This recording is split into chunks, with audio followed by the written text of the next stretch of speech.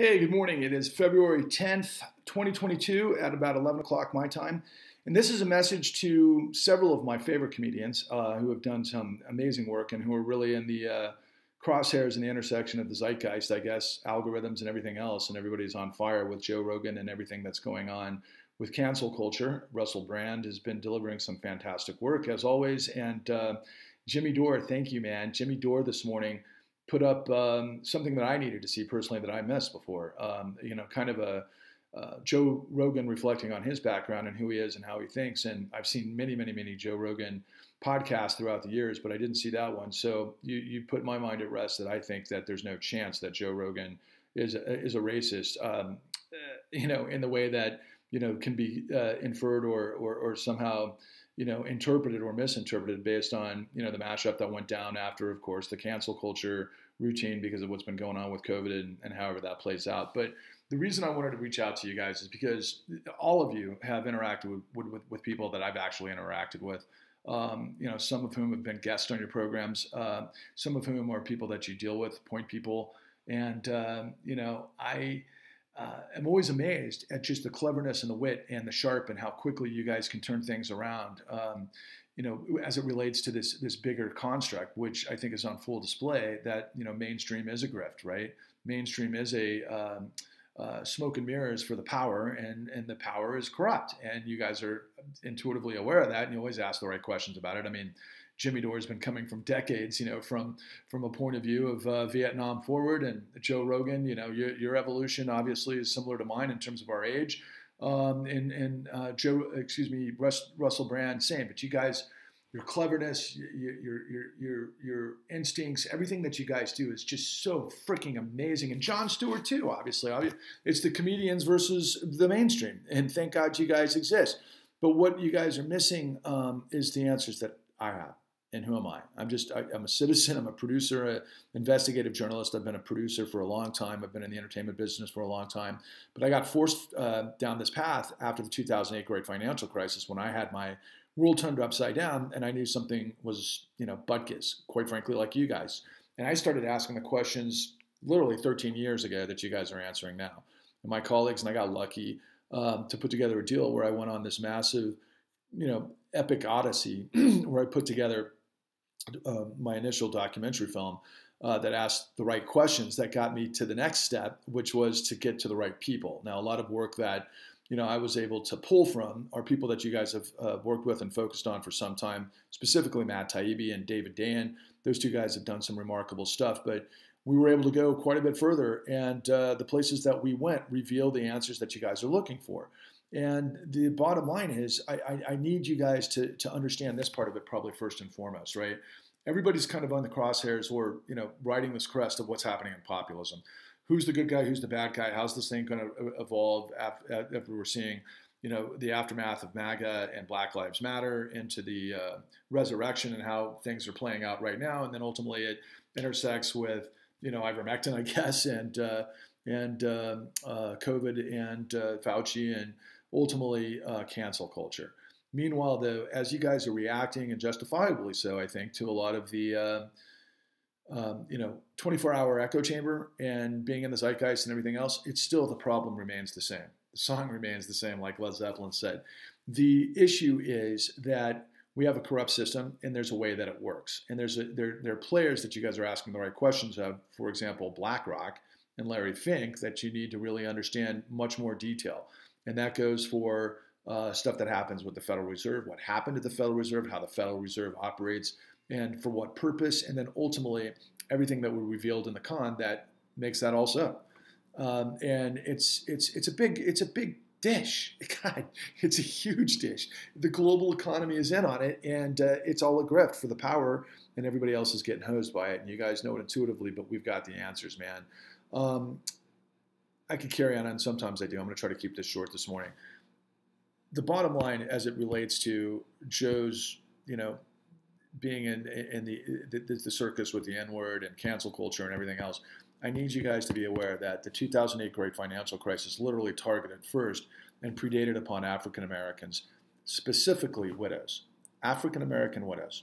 That was the scheme. That's how it started. African-American widows, I should say, that had equity in their homes. That's where this whole thing starts.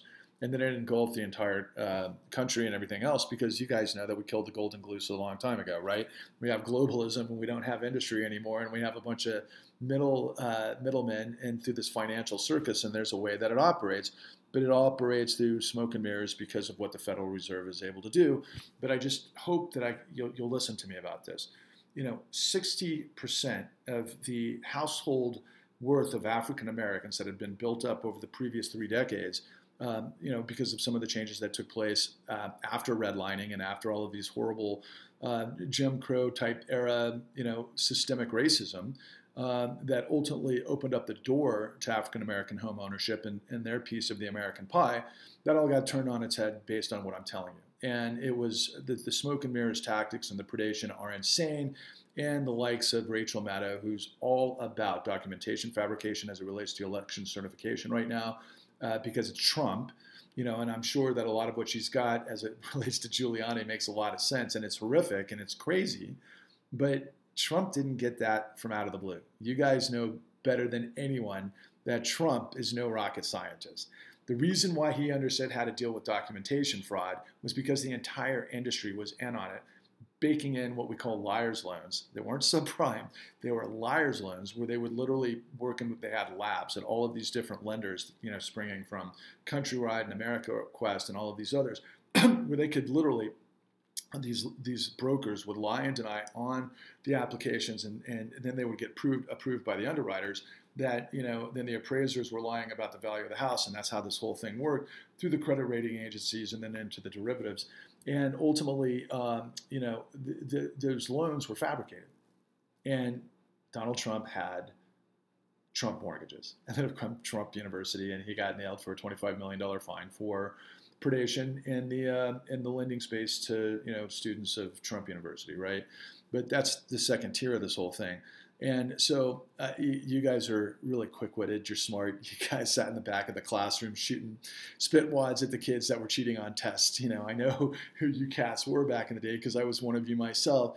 And, all you had to do was read the room, man. So a guy like Trump was literally, at an organization that was creating these, deceptive products that they could loan against, because there was a shit ton of what we call appetite through all of the major lenders, the investment banks like Lehman Brothers and Goldman Sachs and Merrill Lynch and Morgan Stanley and so forth, that had hundreds of millions of dollars of warehouse lines that were going to fuel this thing, and they needed product as fast as possible.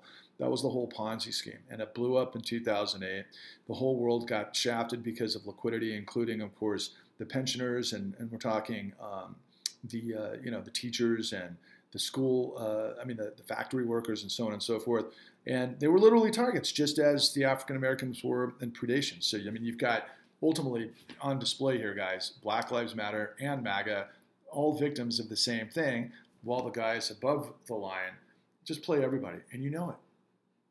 I've got all the details. It's exactly the answer you're all looking for, including you, Jon Stewart. Jon Stewart, I've seen interview folks from the Federal Reserve and Jamie Dimon, and you didn't know what questions to ask. You're one of the greatest guys, and I love you, and I love everybody's sense of humor, but you just don't have the information. I'm not a comedian, man. I wish I was. I wish I was that funny. People who make me laugh, I think, are godsends. Thank God, because this world isn't funny. You cats are freaking amazing. I love listening to you, but I beg you to let me give you this information so that you could pipe it to the American people, because we have all the answers. And what am I telling you, Jimmy Dore? Because I've been putting this in front of Joe Rogan and Russell Brand for the past couple of weeks and maybe months, actually. And in the case of Rogan, years. I produced a 5-part series called The Con at www.thecon.tv, which answers everything that the FBI, the DOJ, the New York Times, the Washington Post, the Chicago Tribune, the LA Times never did. Everybody covered this up, and I'm the one guy that has the answers. All of them. All of them. Is it because I'm special? No, dude. I got lucky and I just started pulling the threads, and I'm not that smart. The bottom line is we have institutions like the FBI, the DOJ, the SEC, and AGs around the country that are supposed to stop this from happening, but they didn't because of what you guys know intuitively. It's revolving door and corruption. It's corruption all day, every day. Jimmy, you know it from Chicago, My God, Joe, I'm sure you know about it from New England. Russell, there's a lot of it going on in England. I mean, my God, the city of London is up to its eyeballs in this stuff as well. So I'm Patrick Lovell. I am working really hard on behalf of the millions upon millions upon millions. I'm talking probably over several 100 million people that have been victimized by this stuff, and nobody's the wiser. Nobody knows what's up. Nobody knows how it works, and we've got all the answers. Would you please call me so I can give them to you, so you can give them to your audience? A lot of you have been in the same space for a long time, but you don't have the answers, I assure you. Give me a chance. Please reach out to me. I hope you're well. Please continue doing what you're doing on behalf of all of us. Thank God, you're your only chance, quite frankly.